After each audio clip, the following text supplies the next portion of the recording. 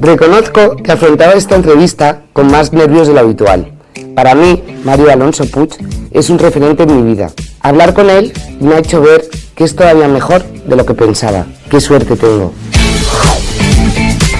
Mario Alonso Puig, qué honor tenerte en este Chester conmigo. Bueno, qué ilusión estar contigo, Marta Barroso.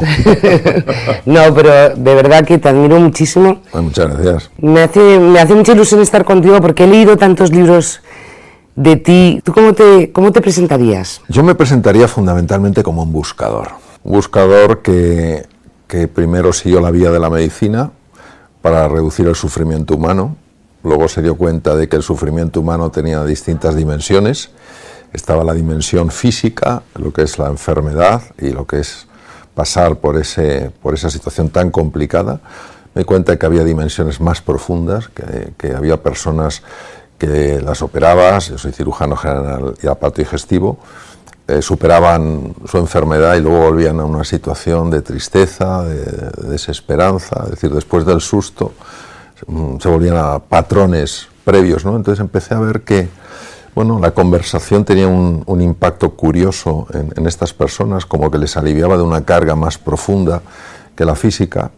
Siempre me interesó no solo la dimensión física, sino también la dimensión mental y espiritual de la persona, y eso de alguna manera me llevó a dar ese salto para intentar despertar lo que yo llamo el potencial dormido, ¿no? La verdadera versión, la verdadera esencia de la persona. Todo esto es el resultado de una búsqueda de cómo podemos las personas sufrir menos y ser más felices, de dónde parte nuestro sufrimiento, qué es la felicidad. Junto a mi búsqueda científica y técnica de cómo podía aplicar los conocimientos de la medicina moderna para resolver o ayudar a resolver enfermedades, surgió esa inquietud profunda de cómo a través de la palabra se podía llegar a movilizar esos recursos que ya habían descrito hace 2500 años los médicos griegos con un abordaje que ellos llamaban el arte médico. Entonces me interesaba mucho cómo unir la parte científica y técnica con la parte más del arte, de la comunicación, ¿no? Y esta inquietud, sumado a lo que me decían mis enfermos de cómo les impactaba, pues fue lo que de alguna manera me llevó a dar el siguiente salto hace 20 y tantos años, que fue dejar la cirugía para seguir investigando en este campo, publicando y, en fin, hablando de estos temas, como ahora contigo. Eres cirujano, eres conferenciante y luego hay una cosa que pones que es estudioso, por decirlo de alguna manera, de la inteligencia, ¿no? Sí. Y a mí me impresiona cómo se estudia la inteligencia. Ese interés por saber en qué consistía la inteligencia, pues al cabo de los años no solo me llevó a estudiar el tema, sino irme con el profesor Howard Gardner y David Perkins, que son pioneros en el mundo en el estudio de las inteligencias, y entender que todos somos inteligentes, que no hay ninguna persona que no sea inteligente, que hay distintos tipos de inteligencia. Entonces, yo no tengo una inteligencia lógico-matemática, pero tengo otros tipos de inteligencia. Entonces, claro, entonces cuando tú entras en ese tipo de inteligencia, tú fluyes. ¿Cuál es el valor más importante que deberíamos, no sé si se trabajan los valores o no se trabajan, y cuáles son los que crees que están más asentados en la sociedad y los que más nos hacen falta? Para mí el valor supremo solo es uno, el amor.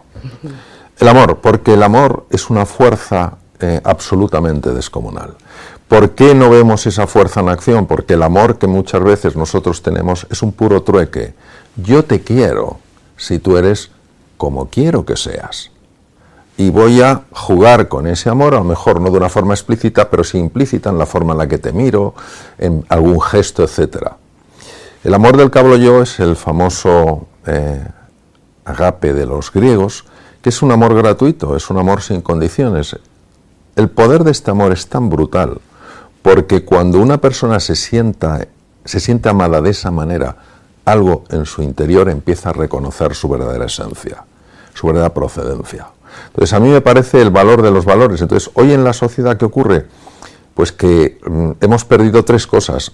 Yo hice un programa muy extenso con Bután. En Bután hablan de que hay tres divisiones, que es el origen del sufrimiento humano. Primero, que estamos separados de nosotros mismos. ¿Qué quiere decir? Que no nos amamos. La segunda es la división con los demás. No nos amamos. ¿Qué ocurre cuando tú te sientes realmente amado por un extraño? Y ese amor no tiene que ser que esa persona te quiera efectivamente, sino que te trate como si te quisiera. Pues algo en tu interior se abre. Y el tercer elemento es el amor a la naturaleza. No amamos a la naturaleza. Usamos la naturaleza y a veces abusamos de la naturaleza. Y al final de nuestra vida, ¿en qué se nos va a examinar? No se nos va a examinar en los másters que tenemos, en los PhDs que tenemos, en las cosas que hemos hecho. Se nos va a examinar en el amor. ¿Has sido capaz de tratar a las personas con amor? ¿Has sido capaz de entender que en el tener todos tenemos cosas distintas, pero en el ser todos compartimos el mismo ser? Tú, teniendo toda la base que tienes y todo el conocimiento que tienes, ¿cómo lo ejecutas dentro de ti? ¿Me explico? Porque tiene que ser muy difícil, porque tú tendrás épocas malas también y te caerá mal alguien de repente, ¿o no? La perfección es el estándar más bajo del mundo. Ya hablaba de ello Freud cuando decía el ideal del yo, ¿no? Del mundo, tengo que ser perfecto, tengo que ser perfecto. Eres humano. Y un ser humano, pues es como una combinación entre algo que es perfecto, que es su ser, y algo que no es perfecto, que es su naturaleza más material, y tienes que amar las dos cosas. Tienes que amar tu naturaleza humana. Y en ese amor yo creo que es cuando uno empieza a sanar sus heridas. ¿Cómo educas a tus hijos? O sea, ¿cómo? Porque es una gozada, por un lado, pensar que tu padre tiene todos esos valores tan claros y todos esos estudios tan claros. ¿Cómo les educas con tanto conocimiento del ser humano? Bueno, Marta, yo creo que una cosa es el saber y otra cosa es el saber hacer. Es verdad que en el saber, por años, pues algo sé, porque me he pasado toda la vida estudiando y sigo haciéndolo, ¿no? Pero el saber hacer es cuando uno a veces se queda corto. Lo bueno es que mis hijos me lo dicen. Qué bueno, claro. Cuando me quedo corto, que sucede unas cuantas veces, es decir, que no llego al estándar que me gustaría, ellos me lo dicen. Y esa confianza que ellos tienen en decírmelo es lo que me gusta. ¿Qué quiero que aprendan mis hijos de mí? Pues quiero que aprendan dos cosas. Primero, que a veces las emociones que tenemos son emociones muy agradables. Oye, pues el amor, la ilusión, el entusiasmo, la confianza. Y otras veces son emociones duras, como la frustración, la sensación de impotencia, la sensación de desesperanza. Y que forman parte de la naturaleza humana. Y que intentar acallar unas, es decir, hay emociones buenas y emociones malas, no, son emociones, son energía en acción. Entonces, una vez que ellos ven esas emociones y no tienes esa obsesión en taparlo, para que no vean este momento, una situación de miedo, lo segundo es decir, la persona libre no es la que vive de acuerdo a sus emociones, sino de acuerdo a sus elecciones. A pesar de que tengo miedo, voy a hacer esto. Ayer me enteré que existía en 2 países, me parece, o 3, el Ministerio de la Soledad. ¿Qué es eso del Ministerio de Soledad? ¿Cómo puede llegar un país a tener un Ministerio de la Soledad? Es que me parece durísimo. Y la soledad puede ser muy confusa, porque puedes tener una persona que esté rodeada por un montón de personas y sentirse profundamente sola. Entonces, la soledad surge cuando tú no puedes abrir tu corazón, porque sabes que no va a haber un deseo real de comprenderte, sino que lo más fácil es que te juzguen. La soledad surge cuando sientes que tú no perteneces. La soledad surge cuando no sientes que para alguien tengas un cierto valor o una cierta importancia. Bueno, que me encanta el título de Vivir es un asunto urgente. Has escrito 11 libros, ¿no? Me parece. Sí, 11. Bueno, pues a mí, no sé si yo he interpretado mal el título, pero a mí lo de vivir es un asunto urgente me encanta, porque yo quiero vivir desde que me levanto hasta que me acuesto todo intensamente y a lo bestia, y de repente veo pues se muere la hermana de un amigo mío de un infarto. A mí ahí es cuando me sale la frase que a mí más me gusta, que es la vida es ahora, porque no tenemos ni idea de lo que nos va a pasar dentro de 5 minutos. El libro Vivir es un asunto urgente trata del estrés y trata de las relaciones. Y es verdad, nosotros tenemos la sensación, independientemente de la edad, de que viviremos siempre. No estamos en el presente, y en el presente es donde suceden las cosas. No estar en el presente es no estar en la realidad, es estar en la cabeza. Porque si no estás en el presente, estás en algo que ya no está, pero está en tu cabeza, y si no está, y en el futuro no puedes estar todavía, pero en tu cabeza sí ya lo estás dibujando. Lo que pasa es que es tan difícil luego todo hacerlo, ¿verdad? Yo creo que una cosa que nos ayudaría, Marta, es vivir mucho más en la gratitud. Tendemos a vivir en la queja y no en la gratitud. Al final, yo creo que hay que dar gracias a Dios todos los días de nuestra vida por estar vivos. Sí, sí, por eso yo creo que sí, o sea, vivir disfrutando de la vida en un sentido bonito, y esto es cuando uno entiende que la vida tiene un sentido. Es decir, cada día tiene un para qué. ¿Ese término de la felicidad existe como tal? ¿Son momentos determinados de la vida? Tendemos a confundir el bienestar subjetivo de la felicidad. El bienestar subjetivo es el goce de los sentidos, la felicidad es el gozo del corazón. Entonces, si yo estoy comiendo algo que está muy rico, viajando de una manera agradable, etcétera, etcétera, mis sentidos lo disfrutan. Es el bienestar de los sentidos, el goce de los sentidos. Si yo conecto con una persona, si yo ayudo a una persona, si yo disfruto con una persona, entonces eso es el gozo del corazón. ¿Qué ocurre? Que nuestra sociedad muchas veces, tan enfocada exclusivamente en lo material, pretende decir que el tener va a rellenar los vacíos del ser, y no puede ser, porque el ser, nuestra esencia, es feliz por nuestra propia procedencia, pero en el tener, ahí podemos conseguir ese bienestar subjetivo, pero no la felicidad. En resumen, la felicidad es una cosa constante, el bienestar es oscilante. Entonces, esta cosa constante que hace que cuando tu bienestar es alto, tú no te lo crees, no te crees que por eso eres el rey del mambo. Y cuando tu bienestar baja, porque hay una pérdida económica, una pérdida personal, claro que te duele, pero no te desmoronas. Es decir, digamos que la felicidad sería la línea que estabiliza esas subidas y esas bajadas que nos produce nuestra propia vida en este entorno de tiempo, de espacio, de materia y de forma. ¿De qué noticia te gustaría ser protagonista? Sí me gustaría ser protagonista de una noticia, por sencilla que fuera, donde grupos rivales, de alguna manera, se abrazan pensando en el bien común. Y entonces, ¿qué podemos construir juntos? Y entonces se puede construir muchas cosas. ¿Cómo se puede convivir con lo que llamas distrés y la alegría? Son incompatibles el distrés y la alegría. El distrés es esto que nos agobia, esto que nos consume, y acaba, obviamente, como él demostró clarísimamente, acaba en enfermedad, acaba en depresión, acaba, etc. Entonces, el distrés no es compatible con la alegría, ni siquiera es compatible con la salud, no es compatible con la relación humana. Es muy difícil experimentar alegría si tú simultáneamente estás proyectando en el futuro un problema y tu incapacidad para resolverlo. ¿Y algún mensaje para la gente joven que ve la vida, no la ve tan, a lo mejor tan optimista como los podíamos ver nosotros en nuestra generación? Yo creo que la gente joven lo que quiere es lo mismo que queremos las personas adultas. Lo que quieren es tener una vida que valga la pena ser vivida. Y a veces el modelo que ven en nosotros los adultos no les convence con razón. Entonces, bueno, yo creo que en la juventud tenemos que mostrar que nosotros podemos mejorar. ¿Cómo podemos nosotros empezar a dar ejemplo? Porque ellos sí nos están mirando, sí nos están mirando. Entonces, creo que si de alguna manera buscamos dar ejemplo y recuperamos la importancia, los valores, por eso creo que este espacio es tan importante, los valores, aquello que orienta nuestra vida de una forma positiva. Cuando la gente joven esté menos confusa, ese talento que tienen, esas ganas que tienen de ser felices, eso va a aflorar. Hay una cosa que yo siempre les he dicho a mis hijos desde pequeños, quiero ver que para mí es el poder de la sonrisa. Tú ten en cuenta que nuestro cerebro está constantemente leyendo lo que hay en el rostro. Si tú estás sonriendo, en el fondo, ¿qué le estás transmitiendo? Todo está bien. Solo con eso ya empieza a cambiar el estado de ánimo. Imagínate si hay esa disposición diaria a sonreír. Bueno, pues ahí he acertado con los niños. Has acertado porque tú eres pura sonrisa.